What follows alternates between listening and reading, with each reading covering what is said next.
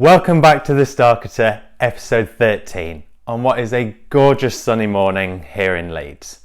Now this week, we're going to carry on what we were speaking about in episode 12, which is all about the importance of thinking about content beyond the sale, and how we need to focus our marketing not just on the funnel as a whole itself, but also how we retain and keep that excitement through the customer journey once they become a client.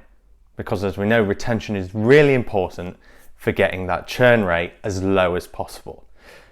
So we've spoken about the why. Now we need to talk about how we actually go about doing it. And so this week, the key activity for the Starketer is content mapping for the post-sale customer journey. So what we need to think about is at what point do we want to make those touch points, which are so valuable in the buying cycle, how do we make them equally impactful and exciting to those clients that we already have on board? So mapping out that journey, maybe it is dropping a 1 month, 3 month, 6 month follow-up just to see how they're getting on.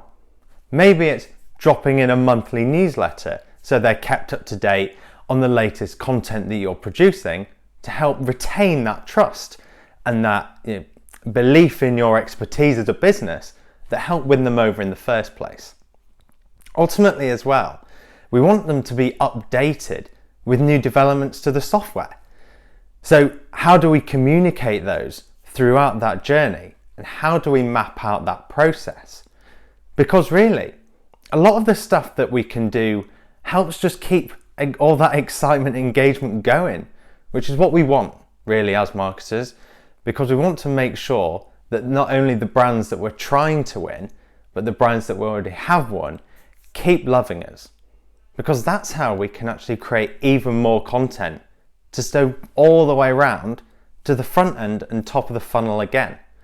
So think about things about how we can build in that working with customer success, those really important touch points, which we can then use for conversations to ensure that they're enjoying using the software, and take those conversations and that content into invaluable testimonials and really killer case studies so that those can then be transferred back across to those customers and prospects who haven't quite converted yet.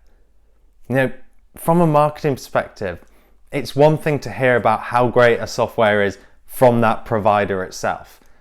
But what we really want to hear about is how that software partners with its clients, and hear from people like us who are current prospects about how they have helped businesses like me.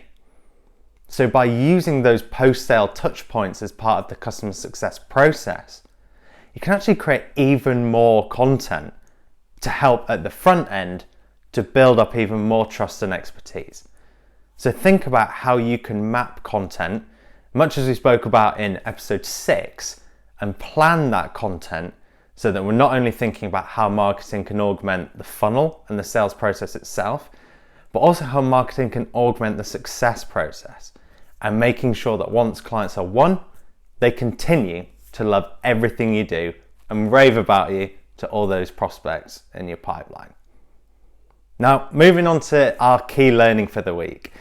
And we're actually going to do something a bit special this week and roll it into the inspiration all in one, because frankly, it just seemed too big a thing to miss.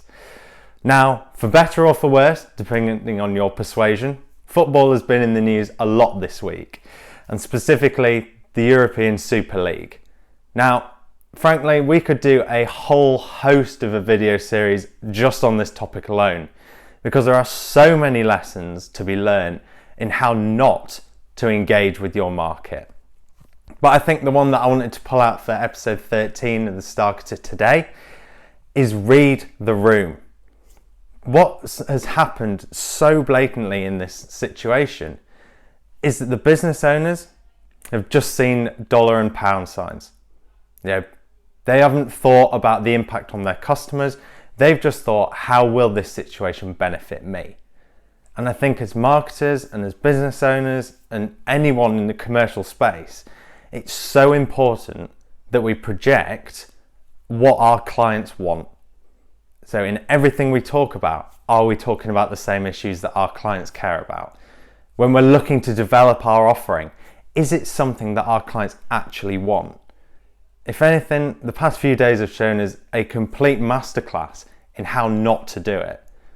So the key learning really is to read the room and provide the service your customers want, not the service that you want to provide and hope that your customers like. And on the flip side of that, our inspiration really goes out to all of the other clubs who've managed to turn a negative into brilliant marketing for themselves. So whether that is taking the mick out of former Super League giants Tottenham, or saying Wolves, as Wolves did on their Twitter, that they were now the Premier League champions of 2016-17. There's been so many great opportunities for clubs to jump on the failure of others and actually get into that zeitgeist, which is in the public mind at the moment, that this is such a failure. But by using that to their advantage, they've been able to get loads of great coverage and move up that net promoter score as people engage more with them as they fall out with other brands. So some real key lessons and inspirations here about how to actually engage with what your customers want rather than what we actually think. Thanks so much for watching the Starketer. Really appreciate your views as always. We'll be back next week with a brand new episode. Thank you very much for watching.